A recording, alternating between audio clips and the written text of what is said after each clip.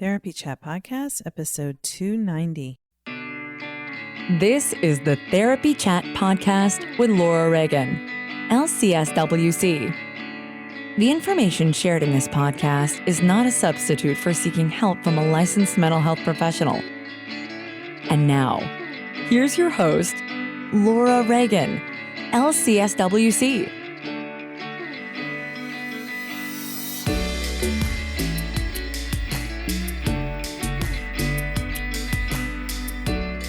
Thank you to Sunset Lake CBD for sponsoring this week's episode.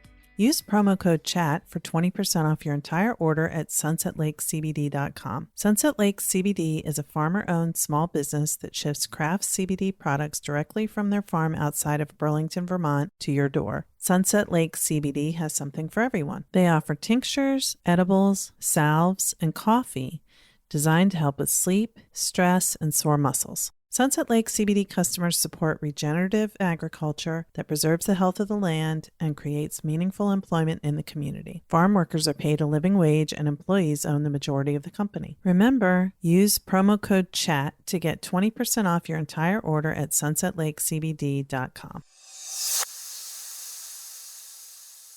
Therapy Reimagined is more than a conference. It's an experience. Join the community of modern therapists for the 4th annual, 2nd virtual, 1st hybrid Therapy Reimagined conference from September 23rd to 25th, 2021. We will be in Los Angeles and online with our super fancy virtual conference app. We bring fresh, diverse voices to our virtual and physical stages, talking about cutting-edge topics that most other conferences avoid. Learn more at therapyreimaginedconference.com and grab your virtual or hybrid ticket for 15% off with a special promo code for Therapy Chat listeners, Therapy Chat 15. I will be there and I will see you there, maybe even in person. I'm planning on going to LA depending on what happens, but that's my intention, to at least stop into some of the events. So I'm excited about that.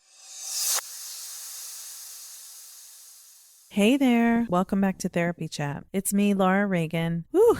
What a month and what a week it's been. As I'm recording this, the new website, traumatherapistnetwork.com, has gone live 2 days ago, and I'm busy building more content into the site, figuring out little issues and glitches, things that don't work quite exactly the way that they're supposed to, thanks to the wonderful help of the team that made the site for me. They're getting things fixed as soon as I can find problems.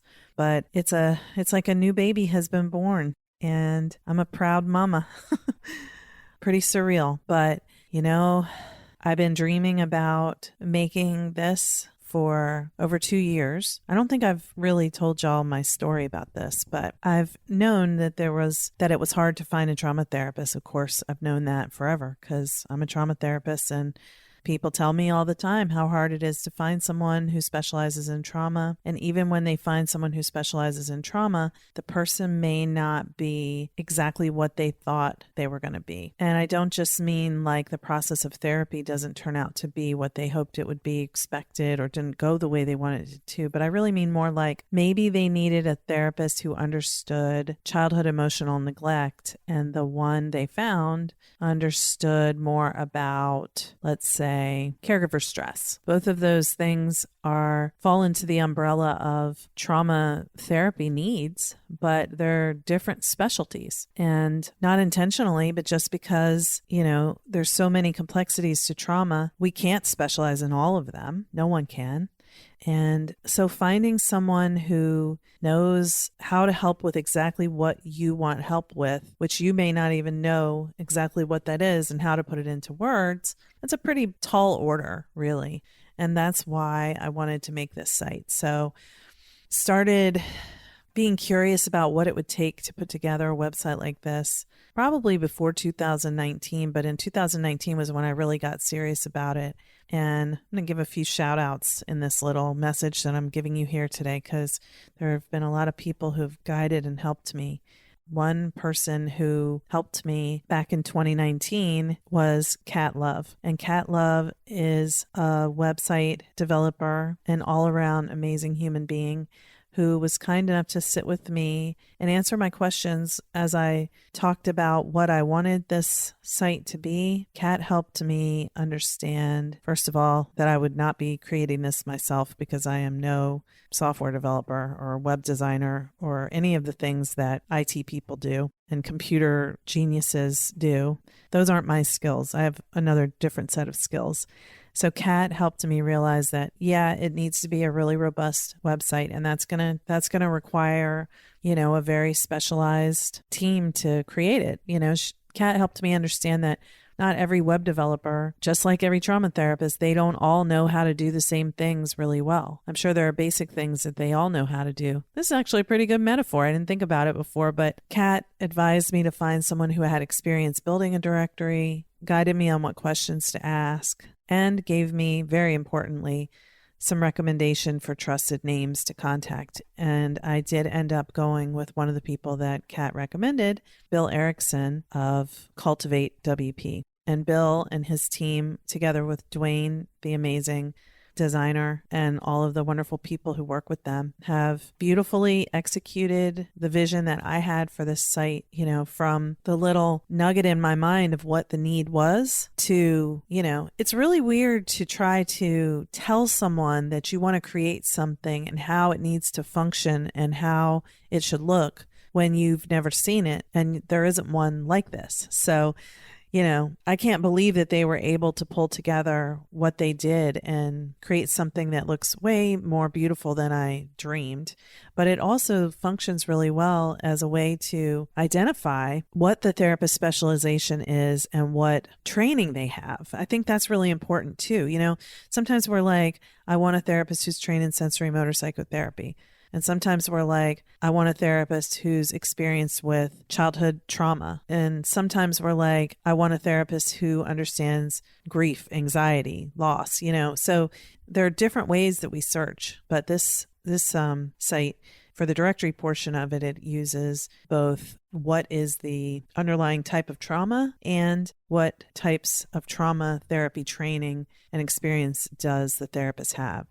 Then possibly the best part is that the website itself is intended to educate people about the different types of therapy, the different types of trauma, the different types of trauma therapy, and how to find a trauma therapist that fits the needs of what you're looking for, in addition to connecting people with all kinds of resources like blog posts, websites, courses, training programs for therapists to use, books, articles, videos, webinars, anything that is out there for trauma. I'm not going to say it's all here right on this site, not yet, but ultimately I want it to be where people can find those resources all together in one place. And to that end, I would love for you who are listening to let me know what resources you think should be included in the Trauma Therapist Network. If you know of great books, articles, webinars, courses, training programs, things that you're creating, you're a trauma therapist and you have something great, please get in touch with me. I want to include all these things on the site so that anybody who goes there can find just a wealth of information in so many different formats that there will be what they need, what they're looking for will be there in some way. So if you are interested in sharing that information, that feedback, go to the site, which would be great for you to check it out anyway, but it's www.traumatherapistnetwork.com. Go to the About page and there's a contact form. You can just send us a message right through that form. If you want to tell us what your resource is and go ahead and send us the resource, a link, whatever, we will consider it for inclusion in the site. And we'll get back with you and let you know if we're going to use it, make sure it's okay to use it.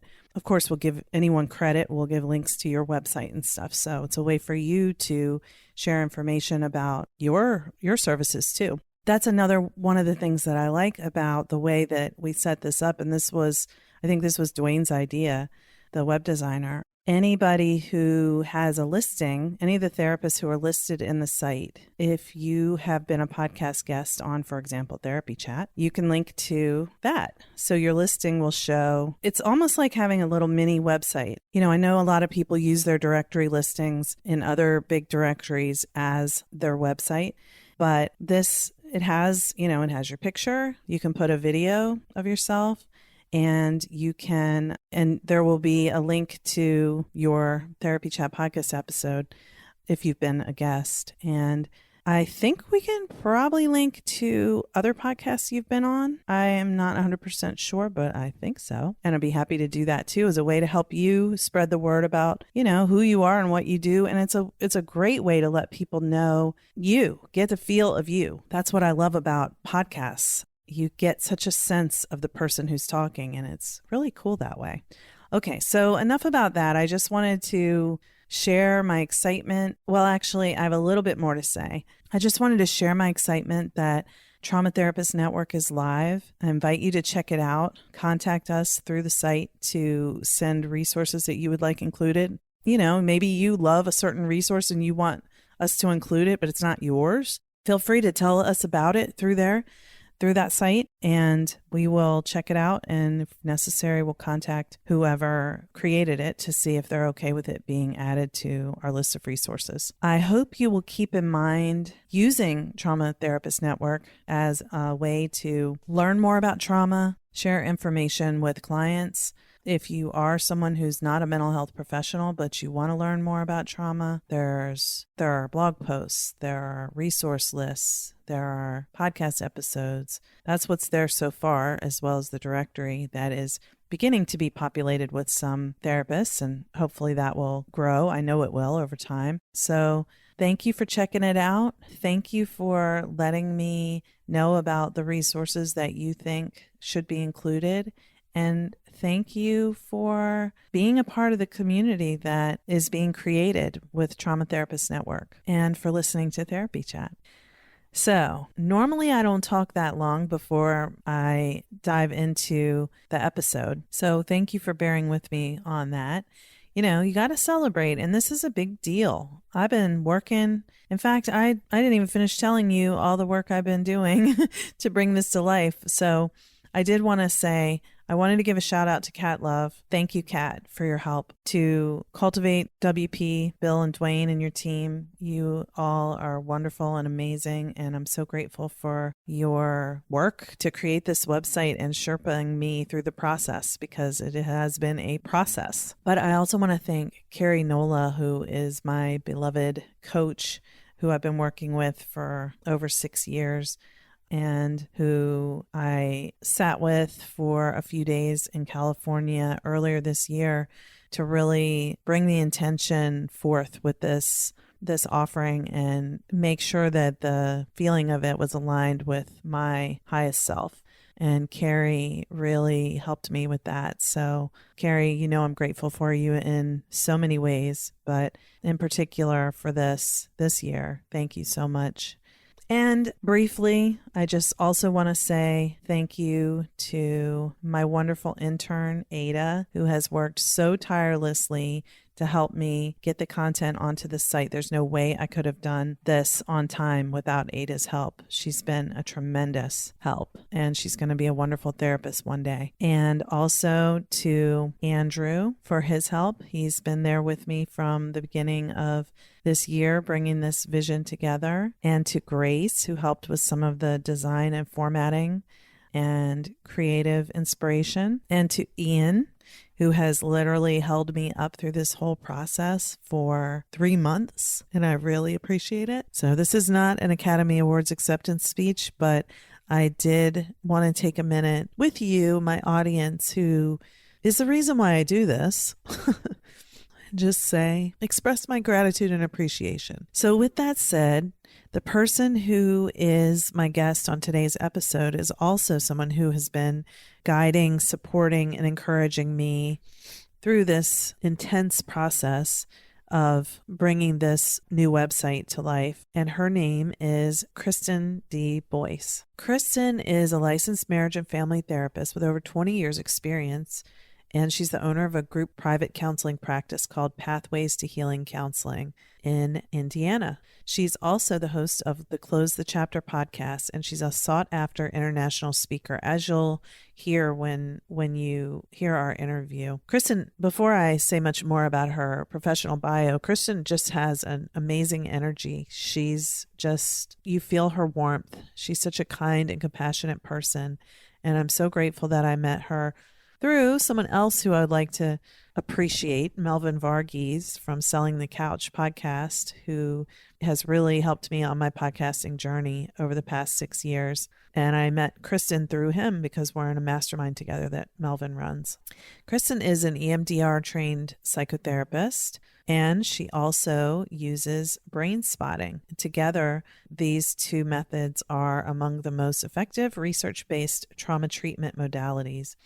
Kristen specializes in improving self-worth, helping couples and families resolve conflicts and develop powerful communication skills, effective parenting strategies, life transitions, grief and loss, reducing anxiety, and working through trauma. But most importantly, she instills hope, helps people create possibilities, and develop a sense of inner peace. I didn't know this, but according to her bio, and it doesn't surprise me now that I read it, that prior to entering the counseling field, Kristen was an executive at a Fortune 500 company. She's passionate about helping her clients reach their goals along with speaking and presenting workshops on a variety of topics. I wanted to interview Kristen and bring her on Therapy Chat for you to hear about EMDR and brain spotting. So I am not an EMDR therapist, and some of you may be surprised that, out of 290 episodes of Therapy Chat, maybe one was about EMDR early on in the first year, maybe. And that's because I haven't really understood EMDR that well. So, maybe I had a blind spot about it. But I realized that people seek out EMDR, and there's a reason for that, because it's beneficial. Now, I knew that Kristen was also certified in brain spotting. And so I was like, well, what's the difference between EMDR and brain spotting? And can you talk about that on Therapy Chat? And so she, in this conversation, did a great explanation of what EMDR is and why it works, and what brain spotting is and why it works, and how they're similar and how they're different. And I thought it was really cool. It's going to be something that I think many of you will find very interesting, and I certainly did. Also want to let you know, next week, we're going to have another episode on EMDR. I'm making up for lost time with my EMDR coverage. So next week, we're going to hear from Curt Widhalm about EMDR with adolescents. And I got a few more EMDR themed interviews in mind, but also got a bunch coming up about brain spotting. So you've already heard Thad Fry talk about brain spotting, and a couple years ago, Beth Medina talked about it as well. So this year, I have a few brain spotting therapists lined up to interview, and now that I'm trained in brain spotting too, I'm in love with it. So I'll be probably talking about that for a long time to come. So let's go ahead and dive into my conversation with Kristen Boyce about brain spotting and EMDR, how they're alike and how they're different. Let's dive right in. Before we start our interview, I just wanted to say welcome to the Trauma Therapist Network to 3 therapists who have joined the Trauma Therapist Network family. Roberta Wasserman, LCSW-C in Odenton, Maryland, available statewide virtually. January Breyer Roberts, LCPC, who is also available statewide in Maryland. And she used to be an associate with me in my practice. And last year she was a guest on Therapy Chat. I'll put a link to that in the show notes. It's also on her Trauma Therapist Network bio.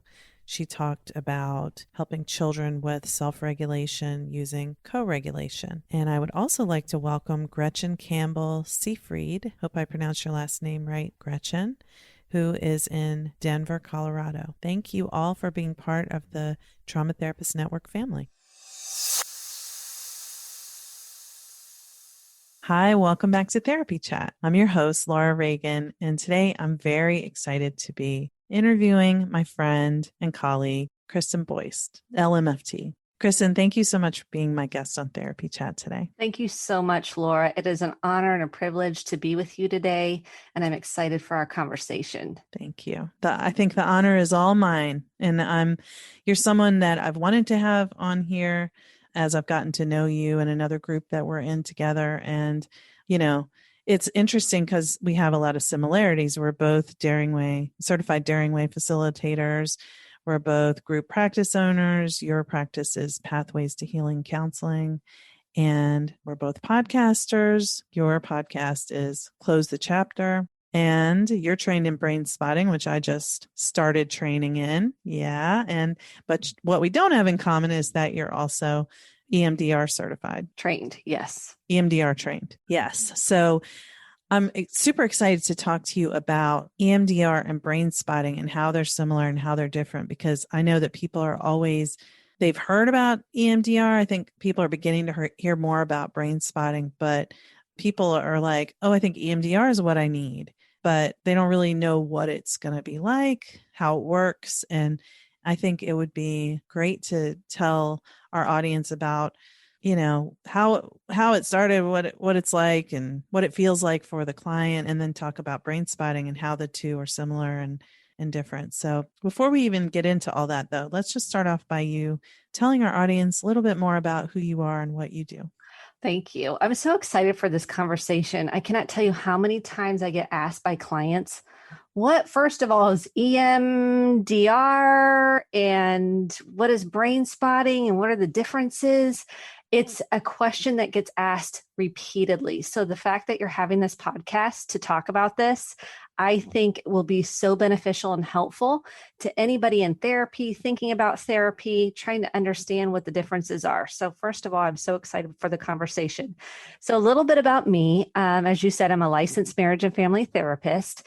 I've been practicing since 2005, so a long time, and had a group practice for the last 13 years. Mm-hmm. And my heart really centers around trauma and working through those negative beliefs we have about ourselves, that we're not enough and I don't matter and I'm defective and there's something wrong with me. And they're shaped from early experiences in our lives. And we were just little people. We were just pure beings that came into the world. And my heart has always been to hopefully change that narrative, the way we see each other and see ourselves in the process, and heal those emotions that in memories and experiences early in life that have kept us stuck. That was really my motivation to get EMDR trained as well as brain spotting, because several people kept telling me, you have to do EMDR. I got trained back in 2011 and they're like, EMDR. And I kept hearing about it. And I'm like, I want to go check out this EMDR. So I quickly signed up for the training. I actually I enrolled a EMDR therapist for myself, because I believe as a therapist, we have to be doing our own work in order to help others. So I quickly was like, let me check this out for myself, and found it very effective at the time, very effective. And then over the pandemic, brain spotting kept coming up. And I thought, oh, this will be perfect time for me to really jump into brain spotting. And during the training, you do your own work as well. It's almost like an intensive. And I took it and I have a list of all these things I want to work on. It was very intentional to do that during that training. And now our whole practice is built around EMDR. So we had a school shooting back in 2018 in our backyard here in Noblesville, at Noblesville West Middle School. I know I heard Noblesville somewhere. I couldn't place why I recognized the name. Yeah, all of a sudden CNN is in the backyard, all the national networks, nothing like this we had ever anticipated. And I knew in that moment, I see why we're called in this community to be EMDR trained and have trauma training, because we were right there able to help the community heal. And that really, for me, there's so much intention and purpose with that. So in our local community, we're very well known for EMDR and Brainspotting and trauma informed, period. Like that's where just kind of the go-to in our community for that. And we were able to pretty quickly in real time on the scene do EMDR. I wasn't brain spotted at the time. And we know quickly if you can get into reprocessing the body memory, the emotions, the belief, the pictures, the sounds, the smells as quickly as possible, we're less likely to develop post-traumatic stress disorder. So we were able to even take groups of people, which is very surprising, and do not total EMDR, but some breathing exercises, some kind of resourcing. And then we were able to, there was about 5 of us that were able to one by one, take some of these students, staff into separate confidential spaces and start reprocessing. And out of that experience is really the most powerful evidence-based research I can offer anybody is real life experience. So what you're going to hear from me is more practical, kind of real life. I'm going to give you some of the history and the practical application to not have it be so cognitive, more how does it land in the body, in the heart center, and emotionally. Great. That's beautiful, because that's how I experience you, is that whenever we talk, you are like, I'm sensing, and I'm like, oh man, she nailed it. Like, which feels so good. And I think that's what this felt sense of therapeutic experiences is so much different from the cognitive, just changing your thoughts type stuff. And which has a place, but it's limited in how far it goes. So I know that you're not like an EMDR trainer or consultant or anything, and that's not the claim, but it's just the practical experience of using EMDR for a good long time, and how it's obviously what you've observed with the victims and survivors of this school shooting, but also, the comparison I think is really valuable, because again, people have heard, oh, you had a trauma, you need EMDR, but they don't know what does it entail. And, all the mysterious aspects of, what's the magic that makes this work. So I'm excited to get into that. Absolutely. And I thought it might be helpful to kind of go through the background of how it started so people can have a conceptual framework of how did EMDR even get started. It was actually started in 1987 by Dr. Francine Shapiro, who was a researcher. She was at the park and she was experiencing a memory. She had body sensations, kind of this looping thoughts around this memory. And she started to be observant of her own experience and noticed that her eyes were moving back and forth, right and left and right and left. And she thought, this is interesting. And she felt like it was desensitizing her to that memory. It was starting to calm her nervous system down. And so she started to take that back to the researchers and some clinicians and try to get some feedback, some data back on, is this a good idea? Does this really work? How does this work? And the research was incredible on the feedback that was coming in with veterans who had been doing talk therapy for 25 years. And all of a sudden, they were experiencing some relief for the first time with EMDR. And so it stands for eye movement desensitization and reprocessing. It originally started with EMD, eye movement desensitization, and it did not have the reprocessing attached to it. And that came later in the 90s, 1991, I believe. And so it has evolved over time. And now it's one of the most empirically based researched models for trauma treatment and anxiety and depression. And it's used from a multitude of avenues, just like Brainspotting is. And you're using bilateral movement. What does that mean? It originally started with eye movement. So going right, left, and following either a light bar or fingers back and forth. And as it has evolved, there's more modalities other than just the eyes to do the bilateral, what's called bilateral stimulation, to reprocess the memory. So you can use what we call tappers, and they vibrate in your hands, right, left, right, left. You can use music, and that can also be bilateral sounds. You can also do tapping. So there's many, what we call the butterfly hug, where you cross over your arms in front of you and put your hands on your shoulders, and you can go right, very calmly, right, left, right, left. And there's many modalities that have evolved from the original development of EMDR. And what there is there's an 8-step protocol in EMDR, which is very different than brain spotting. And originally there's a certain way that you as a clinician direct the therapy. And as I've done it over the years, I don't follow the strict protocol. They do that for a reason, to get the training down. So you're following the researched protocol. And that's one of the pieces in terms of it can feel overstimulating for some people. It can feel rigid for some people. It can feel heady, because during the reprocessing, what we're doing is we're inviting someone to pull up the memory. So the therapist might say, float back to the time where you felt the same way that you do right now. And what memory comes up. That's called the float back. And so the client might report, oh, I remember being on the bus and they called me stupid on the bus. I'm giving you an example, a made up example. And so ever since then, I have felt stupid. I feel like I'm just an idiot.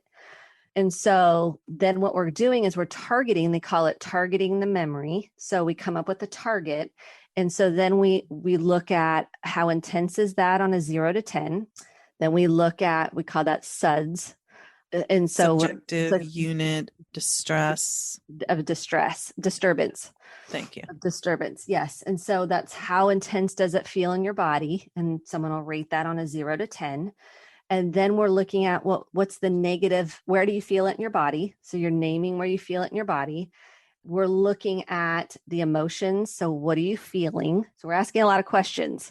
So the client's having to kind of come up with these answers. We're also asking, what's the negative belief you have about yourself? So in this example, it's fairly easy. I am an idiot. I am stupid. What do you want to believe about yourself? That I am enough. I am smart enough. Something like that. And so it's very cognitively, they have to shift from the body into the belief, which takes us into a different part of the brain. So what we're doing is we're trying to access the subcortical part of the brain, as opposed to the prefrontal cortex that has all the talking. And so sometimes that can take people out of the processing into that subcortical brain, into that prefrontal cortex, which is like the CEO of the brain, the organizer, the rational side of the brain, and take them out of that process. And then I want to explain some of the differences with brain spotting that may be different. Yeah, perfect. And before you go into the differences, can I ask for a couple of definitions? Yes.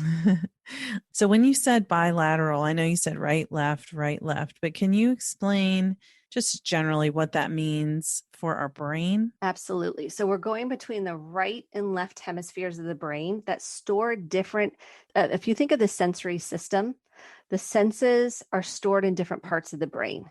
So we have the smells, and typically with any memory, we'll have a smell that comes up. We'll have some sounds associated with that memory, what we saw associated with that memory. And they're typically, depending on the memory, someone can have very vivid memory, or they might not have any memory at all. And so, and it's okay if someone doesn't have a lot of memory. I might just work with the body sensation.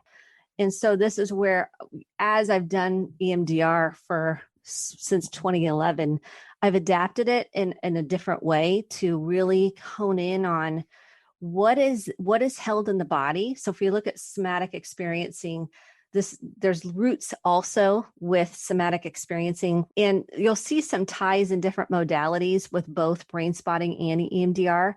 The body is important. So we're working on, when we talk about bilateral, we're working on that right hemisphere, that left hemisphere, to access the different parts of that memory that are stored in different parts of the brain. That's the easiest way to explain it, based on those neural networks that are all connected to that belief that I am stupid. Yeah. And isn't there something about it's sort of stuck in a loop in one part of the brain, and by going from side to side, moves it. Carries it over or into the place where it can process. It's from what we in EMDR, it's called adaptive, from maladaptive to adaptive. Okay. So we can store memories in what we call maladaptive ways. So we can be frozen in time. Basically, our body, our beliefs, our emotions can be stored in time, and we call that maladaptive. And then we want to get to an adaptive place where we work through that memory, we've reprocessed it enough, we can almost have a different perspective about the memory, a different belief about the memory once we're finished with reprocessing. So let's say we started with a disturbance, a level of disturbance at a 9 or 10. And we could get that down to a 0 because we've moved from maladaptive to adaptive processing. And they call it information. I wrote it down just to jog my memory since I just do it experientially so much. It's information processing theory. And that's when she added really the R to EMDR in 1995. So it's really based in that maladaptive to adaptive because we are moving those frozen parts that didn't get processed in real time. And I really emphasize that with clients. Like, did you get to process that experience on the bus? Right. No, I got home and nobody was home. Or I couldn't tell my parents because they wouldn't understand. Yes. And I just felt like I just wanted to forget about it. I just wanted to move on from it. Or it wasn't a thing. We didn't talk about anything at home, or it wasn't safe at home. There's a multitude of reasons. And so it never got reprocessed. So it got frozen in time is the best way I like to say it to somebody.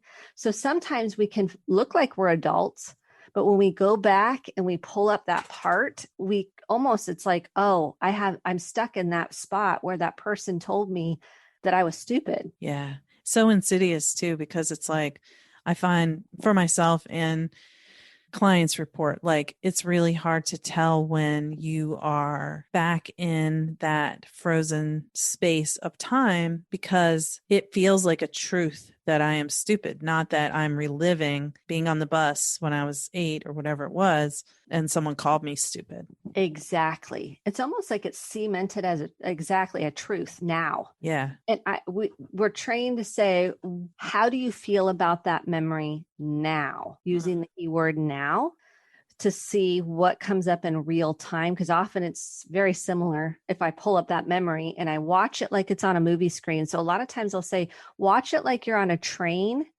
And this is where the nervous system it can be overwhelming to somebody. Mm-hmm. So I want to say that they'll say, watch it like it's a movie, or that you're on a train and you're watching the scenes go by. So there's distance. Sometimes you can think about it as a black and white picture on a TV screen to distance that memory. So it's not as if you're reliving the memory. And that's the challenge. That's the challenge, because when it's frozen in time, it often feels like you're reliving the memory. Right. And we will have what we call sometimes abreactions, where that's a body memory, because what we're meant to do, we know through Peter Levine's work that isn't associated with EMDR, his somatic experiencing, that when we don't get when we don't let the body do what the body needs to do in that moment, because we're in freeze or fawn or flight or fight, we often will see in EMDR, we'll see the body doing what it needed to do when that when that experience happened.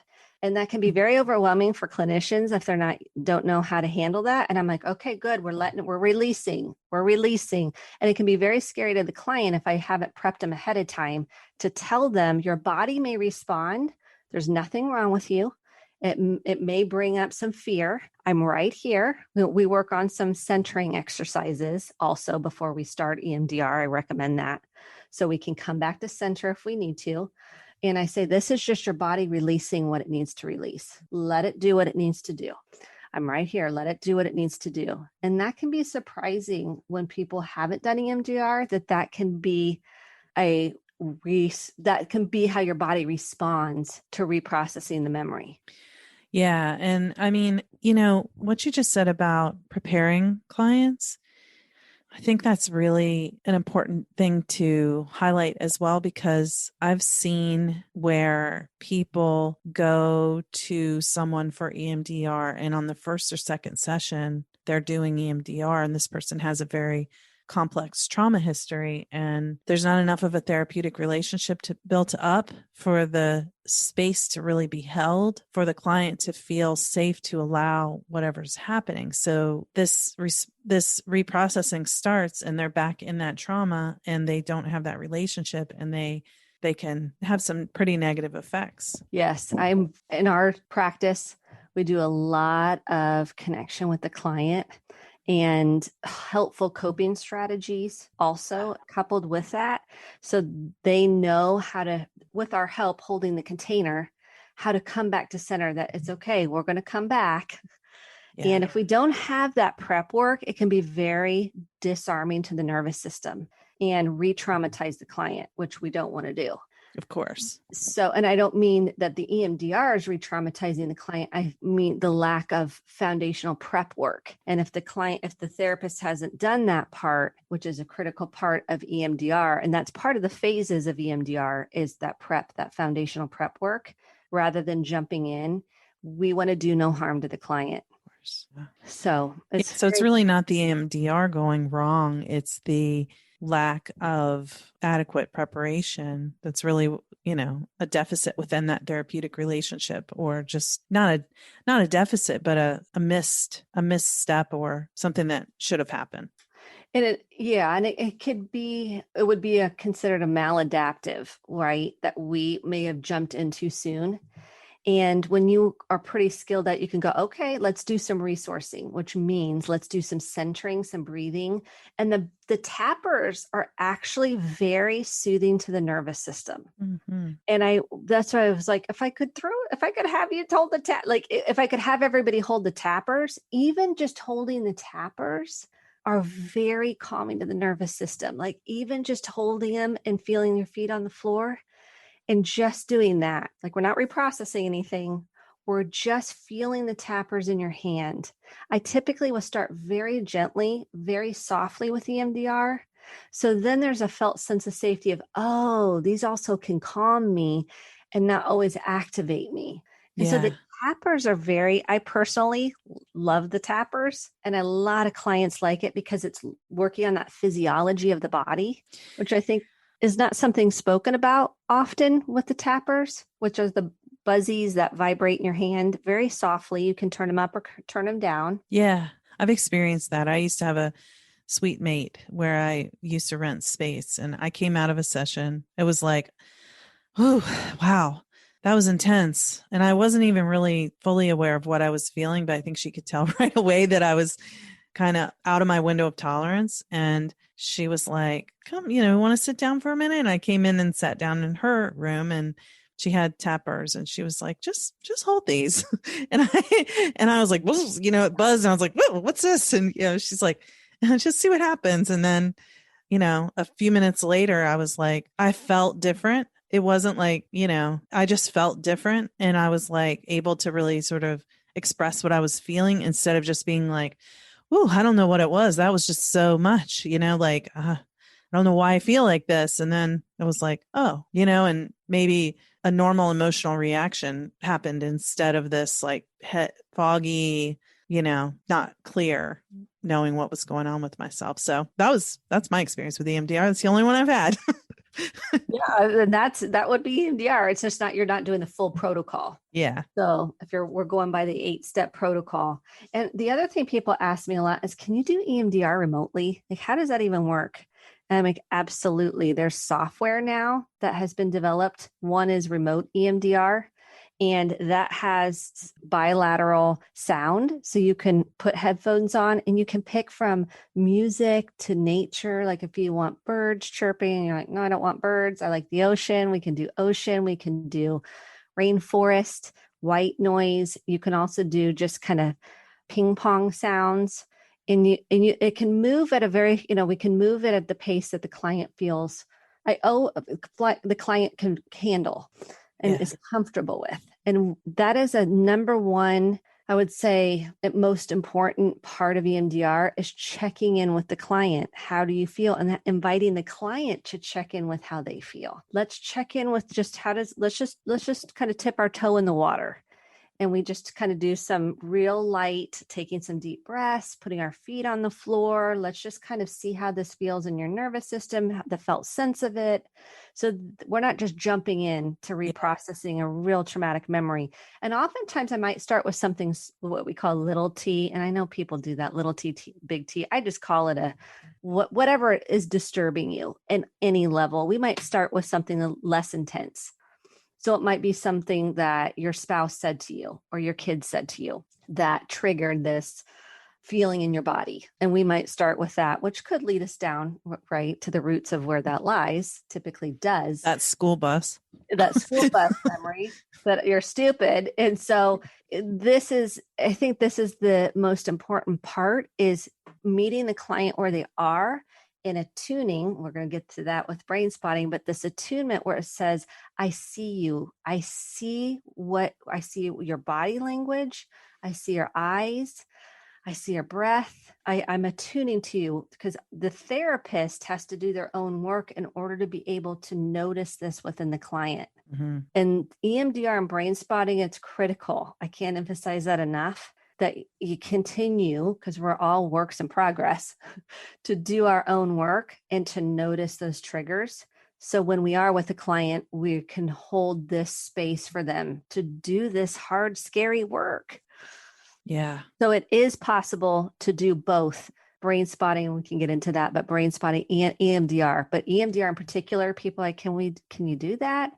I'm like, yes, there's ways to do it. And I was one of those that was like, I don't think so. I was all about in person and didn't think that could be effective. Well, eating my words, because it has been very effective.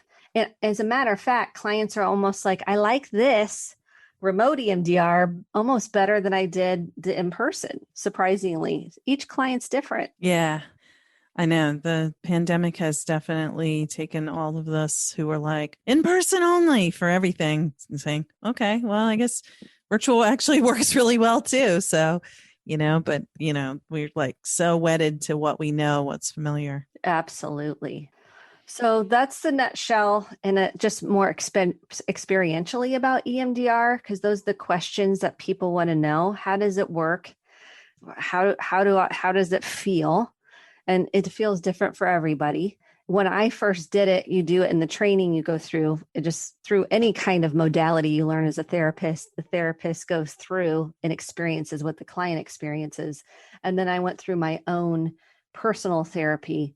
And at that point, it tapped into grief that I wasn't able to get to otherwise. It got to that subcortical level where it tapped into what was really keeping me stuck, which was the real deep, almost like a guttural grief.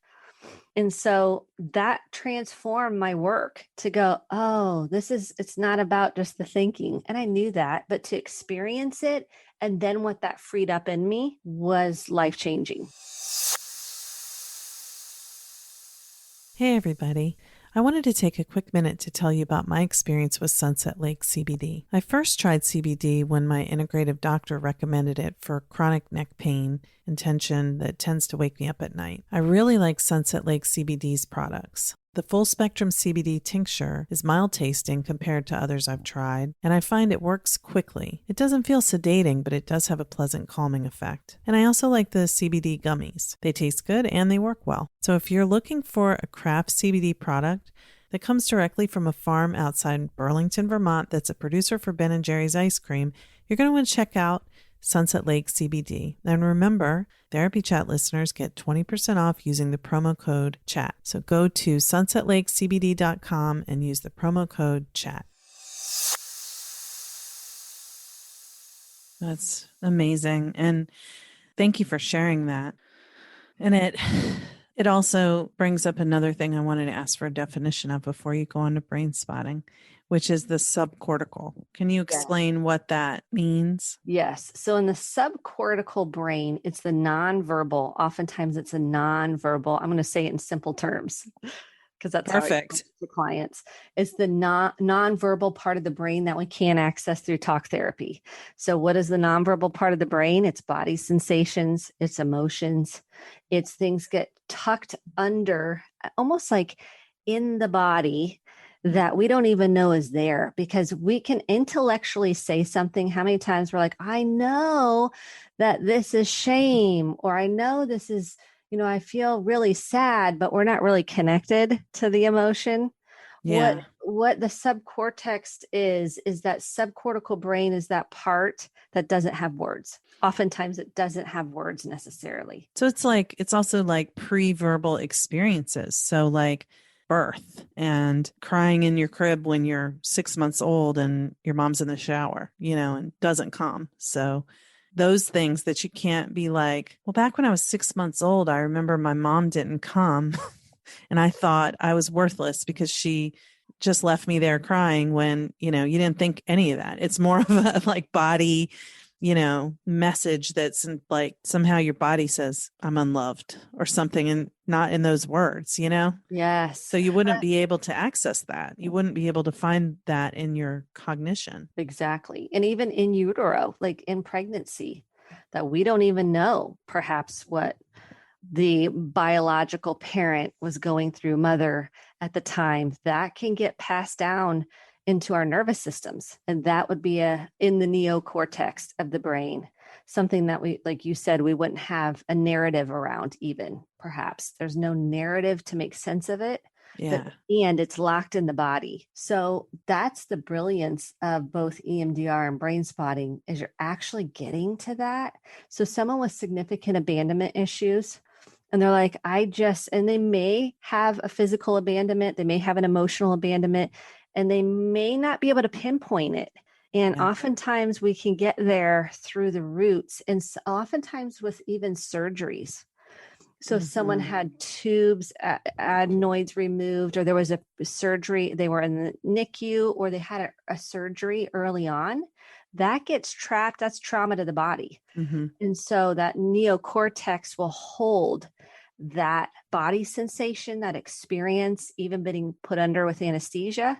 Right. That frozen, immobilized feeling, that can be accessed through EMDR and brain spotting, even if there's no memory. So we're just going even with the body sensation or this belief. And I don't even ask beliefs now, but typically with beliefs, you're going, okay, I feel unworthy, but really underneath it's abandonment. Yeah. Well, come to find out, they were separated from their parent for a surgery for, even if it was one night, 3 weeks, whatever the length of time, or even the time that the parent was not able to go with them into the operating room. Maybe it was a 45-minute surgery, but they needed comfort and no one was there.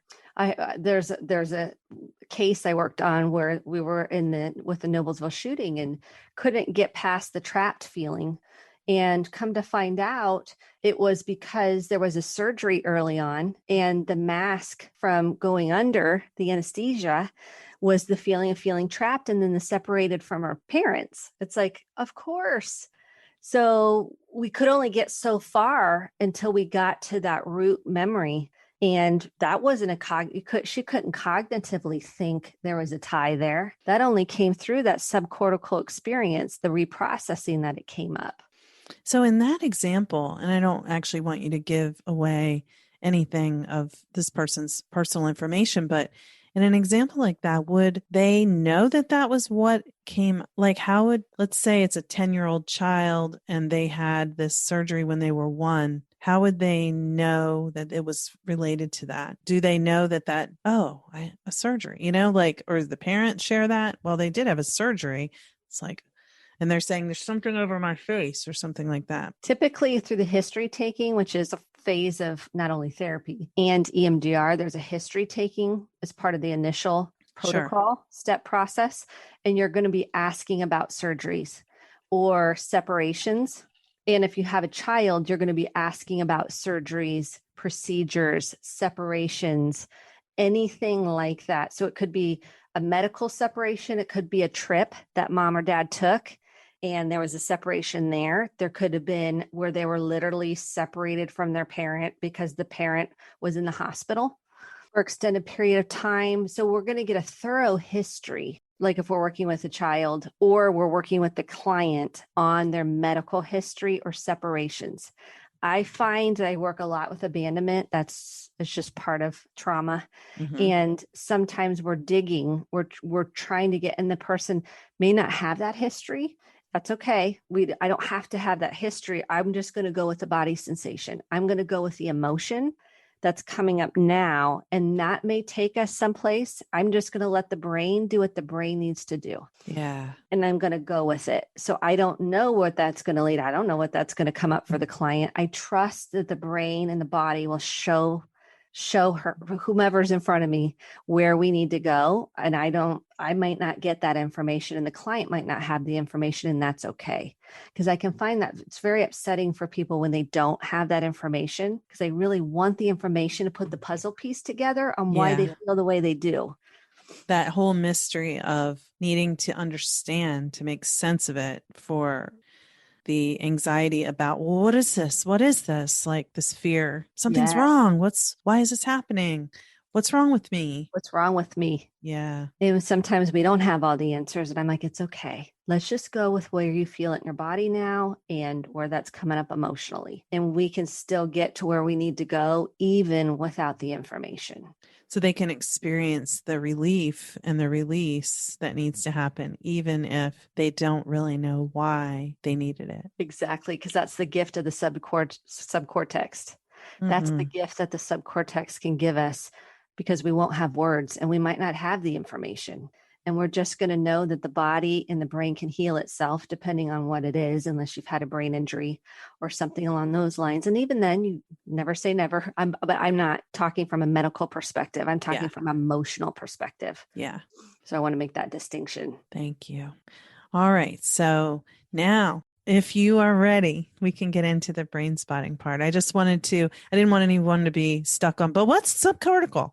Exactly. No, I think that's awesome, because I talk like this all the time. So let's jump into brain spotting.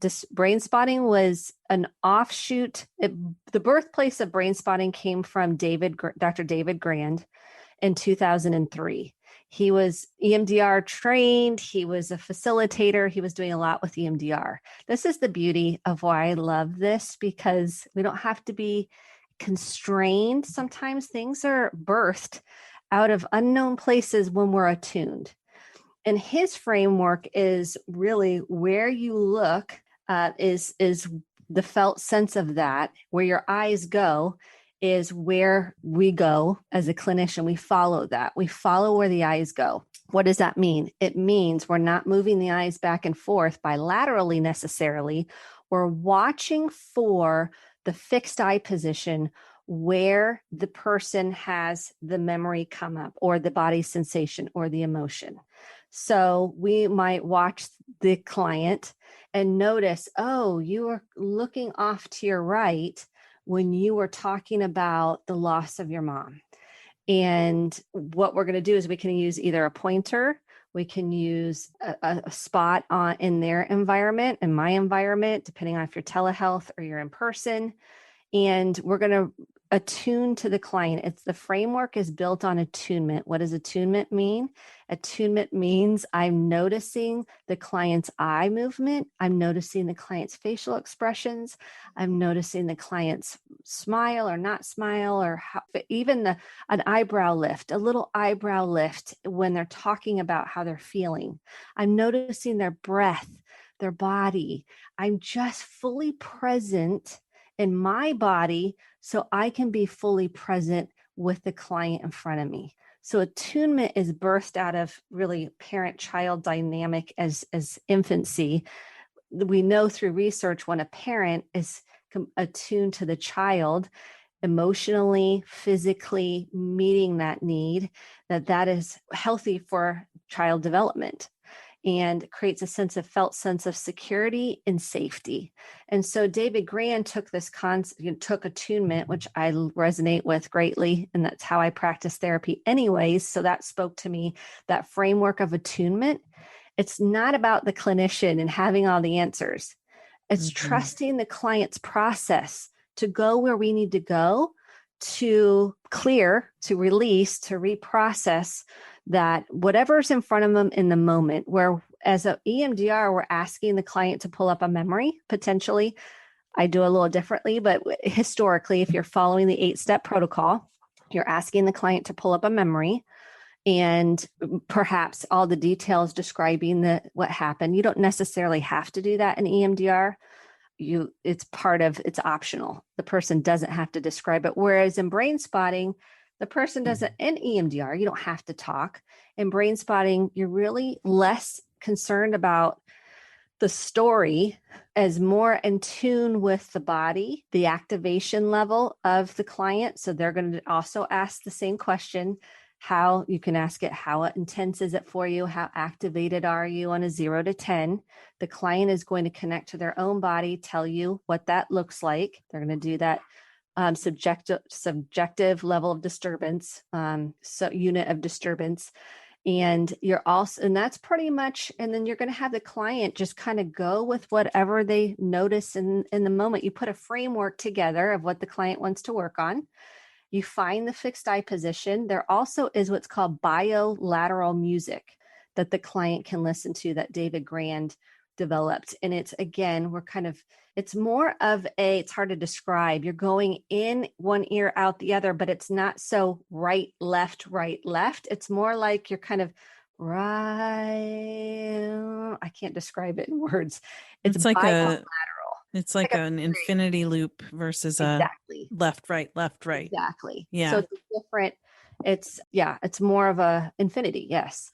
And so they call that bilateral. So it's different than EMDR, which is bilateral. So there's a coin difference there. And the client can listen to music or not listen to the bilateral music. It's up to the client and how that feels in their nervous system. And so this was really interesting because what drew me to it is, one, he really David Grand, the founder of Brain Spotting, did a lot with 9/11 and the Sandy Hook shooting. And that drew me in because of what we experienced here in Noblesville. And I thought that is really powerful. Their EMDR was also available for those situations, for those traumas. And the Sandy Hook research came pretty high up on what worked the best for people was brain spotting. They found healing. They found refuge. They found it really was beneficial for them. And so he was a pioneer, I think, in a lot of ways. He devoted every single weekend going to the Sandy Hook community and offering therapy and training therapists with brain spotting. And now he's really moved towards that. He doesn't want any rigid protocols that constrains the attunement for the therapist and the client. It's much more of not a rigid, they call it a setup. And even then, he's like, you know what? I don't want any kind of oppression in this model. No oppression in this model. So I've gone through the 3 phases. There's several phases. There's phase 1 of training, phase 2, phase 3, and then he has master classes. And in the last phase, which was phase 3, he really emphasized this is not an oppressive model. This is not a rigid, you have to do it a certain way model. It's much, much more important about the attunement with the client and meeting the client where they're at. Some people say it's a less jarring, and I'm just using feedback and some people love the EMDR. It just depends on the person. Mm-hmm. And you can use, after you get the training down, you bring what you bring as the therapist, which is your authentic self, your full present self. And either of these modalities, that is the most important component of therapy, is bringing your present attuned self. And so in brain spotting, that is the essence of it's about attunement with the client. And that's really where he emphasizes the whole model is attunement. And we know through attachment work that how healing attunement is and repair work.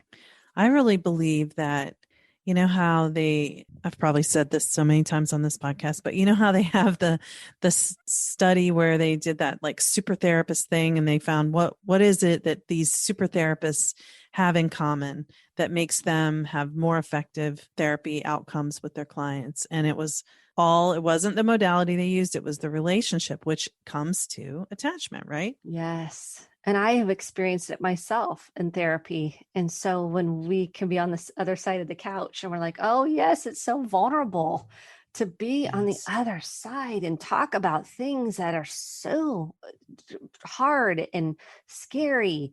I think that enriches us to do EMDR and brain spotting even more effectively. So anybody that's a therapist out there listening, I highly recommend doing it yourself on top of even the training and see if it resonates for you. If it doesn't, that's okay. Because it really, that's my number one thing, I think, in terms of my team. Does it resonate for you? And then bring yourself into it. Yeah. I'm not a rigid protocol person, and I'm not saying this is a rigid protocol. I'm saying that when you have flexibility in the work in any modality you have, I think brings forth a sense of safety and security for the client, because you're not abandoning your own self in the therapeutic process.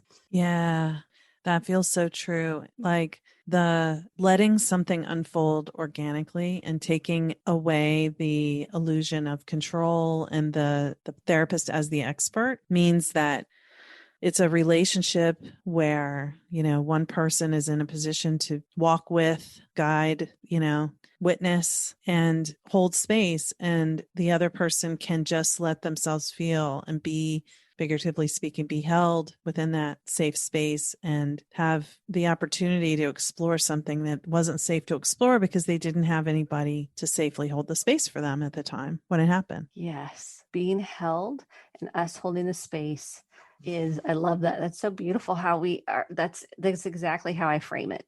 That's all we're doing. We're not a one-up position from the client and they're not a one down. Right. We're just holding the space. And we know, I love Peter Levine's quote that says, what trauma isn't what happened to us. It's the lack of having an empathic, I'm paraphrasing, an empathic witness to what happened to us. And that is the essence of whatever modality you choose. But really, EMDR and brain spotting is that, for me, at least personally. It's being that empathic witness and holding the space, because we don't heal in judgment. Yeah. We don't heal and we got to do it this right way. There's a right and there's a wrong way. That does feel oppressive. That does feel for performance-based and shame-based, rather than just let's flow with it. We're going with the flow of where that takes us. Yeah. Yeah. There's a beautiful feeling of trusting the process and what you're talking about. Yes. And I think when you're trusting the process, as a therapist, if you can trust the process, it means you're feeling safe enough to allow the process to happen and not trying to be the process and get in the way of what is organically happening with that, person's inner ability to heal being accessed, and rather than thinking like, I have to fix this for them. Exactly. So kind of bringing it all together, the commonalities between the two modalities are we're working in the subcortical brain. We're working on the body sensations. We're working on both work on kind of the intensity in the body. And they just approach it a fixed eye position with brain spotting versus the more eye movement or bilateral movement with EMDR. So there's similarities. They're just going at it a different way. Yeah, I want to see what you think, because you have more training in brain spotting than me, but I just did my training like less than a month ago. And they were saying that as a therapist, we talk less in a brain spotting session than we normally would in any other type of therapy, because including EMDR, from what they were saying, is I don't know, that, it brings, you mentioned this kind of before, but I just want to emphasize it by talking. That other part of the brain that processes language, it has to come online, where you're working in nonverbal memory. So if you talk, then you have to go to that language processing place. It makes you leave the nonverbal space, And so I think that's, for me as a therapist, helpful to think because normally we're talking and they have that WAIT acronym. Why am I talking? You're saying as a therapist, you are so what are you noticing? And then it's you're pulling them out of that deep processing place. So I love about brain spotting that you can have this whole experience internally and you still know that the therapist is there with you. You can feel their presence, is what I experienced when I did it as a participant. You can feel their presence, but they're not talking. You're not talking. You can, but you don't have to. And you can still be having the experience and feel safe. And then when it's over, if there's something you want to reflect back to the therapist, you can, but it's okay if you don't. And, people are always like, oh, I don't want to tell my story, or I'm afraid of having to tell my story. And, you can do this processing without having to be in the story. Yes. And I think with both EMDR and brain spotting, saying that up front is important. You don't have to talk if you don't want to. With the traditional protocol, and I say traditional because, again, adaptive, just doing this for so long, I've adapted it in a little bit of a different way. I don't interrupt the process anymore. Just years of doing it. I stopped doing that a while ago because I noticed I was jarring people out of the process. I was interrupting their process because it was unintentionally, because the protocol says go about 30 sets of eye movements, check in and say, what are you noticing? Take a deep breath, or, okay, release. And it was choppy. It felt choppy to me. But that is the protocol. And it can be helpful for some people because they get a relief. They're like, I need a break. Brain spotting, you're not doing that. The client is really, if they need to tell you something, they'll tell you something. They're leading it. So it's a different feel in terms of how the approach or the setup is between EMDR and brain spotting. Kristen, this is so cool that you took the time to explain this and describe the differences and the similarities. I mean, I think, I've had people ask me these questions so many times, and I don't even do EMDR. So having you explain this from your knowledge and so clearly and succinctly, I just really appreciate it. And I think it's going to be, a lot of people are really going to appreciate this. I know I'm going to be referring a lot of people to listen to this episode just so because I can't explain it to them like this. So you're just listening to Therapy Chat. And I think the other thing I wanted to mention is it feels strange. So I think that's very important to mention, like, what are we doing? And I say, yep, it's going to feel kind of weird, perhaps strange. And that's just because we're not used to doing something like this. So I like to say that a little bit because it's not your standard talk therapy, if you will. That's another good point, because it can be hard to relax into the process when you feel, is this what's supposed to be happening? And you're kind of stuck in this, like, I need to understand. And am I doing it right? Yeah. Am I supposed to go to something totally different than we started with? I'm like, it's totally okay. Let the brain do what the brain needs to do. Let's just trust that the brain will lead us where it needs to go today. It's okay. And it may seem random, just go with it. And they're like, okay, for some reason I'm talking about Aunt Sue that I haven't thought about in 30 years. I'm like, go with it. It's a lot of performance anxiety can come up. Yeah. Am I doing it right? Is this how it's supposed to be? And just normalizing, it's okay. This is it. All kinds of things are going to come up that you might not expect. And sometimes it just stays in one lane and you don't go to other lanes. Those are just neural networks that are connected, all connected. It's okay. Just follow it. We'll see where it takes us. Trusting the brain and body to do what it needs to do. That's where you're being grounded in your body. If they get nervous, you can reassure them rather than getting nervous too. Yes. Because if you're like, oh, am I doing this right? Well, maybe this isn't working. That will jar their processing. That makes sense. Spot on. Mm-hmm.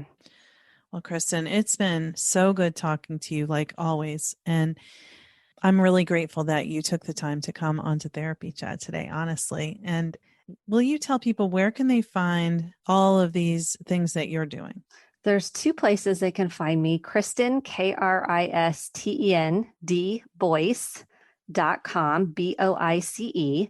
And you can get a 5-day free journal if you want it. If you're like, I just need a little first step, that's one place. And then Pathways to TO Healing Counseling, it's a long one, .com. And then if you want to get on social media, it's at Kristen D. Boice on Facebook and Instagram. And I try to put out helpful hints here and there. I love the stuff you post. Thank you. And do you, will people find your podcast on one of those websites? Yes. And you can go to any podcast platform at Close the Chapter. I put a lot of the new episodes on Instagram and Facebook, so you can get a sneak peek of what the episode's about.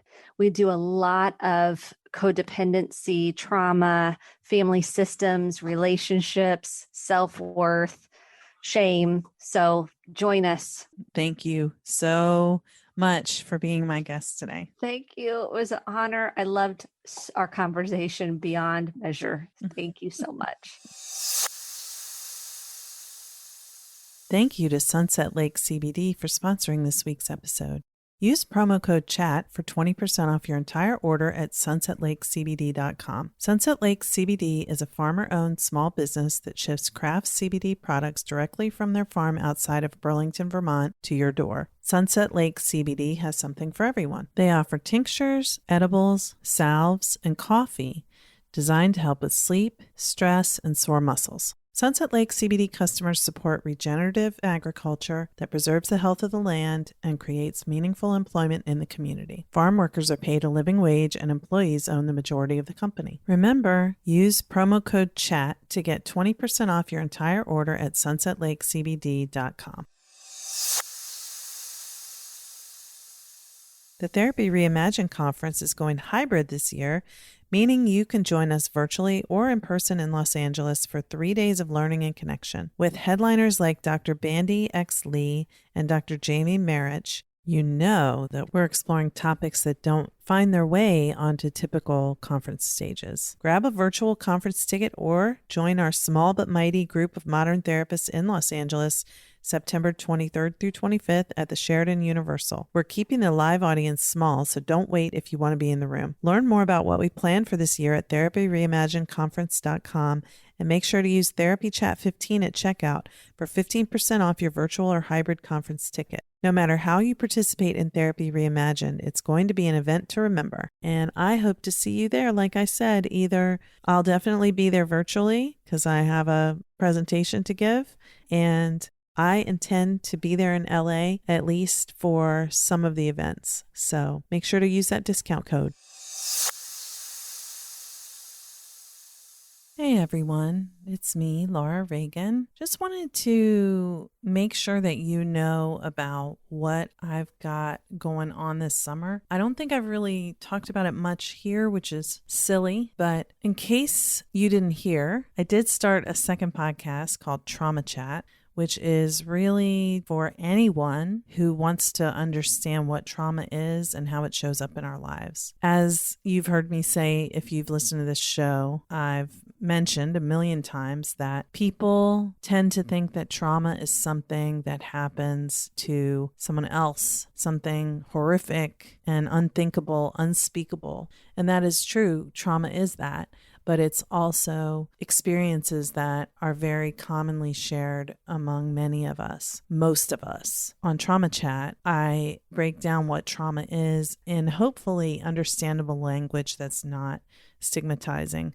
I know I couldn't have possibly captured every thought there is about trauma and every aspect of trauma and how it shows up, but I hope that Trauma Chat will be helpful to people who really don't understand what trauma is and maybe wondering, do I have trauma? Or wanting to better understand what someone they care about is going through. And most importantly, how to get help if you have experienced trauma, what to look for, how to describe your experiences, or how to find the words that name what you've been through, so that you can then connect with whatever type of resource support, whether it's therapy or a podcast that you'd like to listen to learn more about it, or an article, another website. This is my hope in creating Trauma Chat. And the second part of that is the new Trauma Therapist Network community that I'm creating. It's unbelievable to say this because I've been laboring behind the scenes to bring this to you for a long time. Starting in around 2018 is when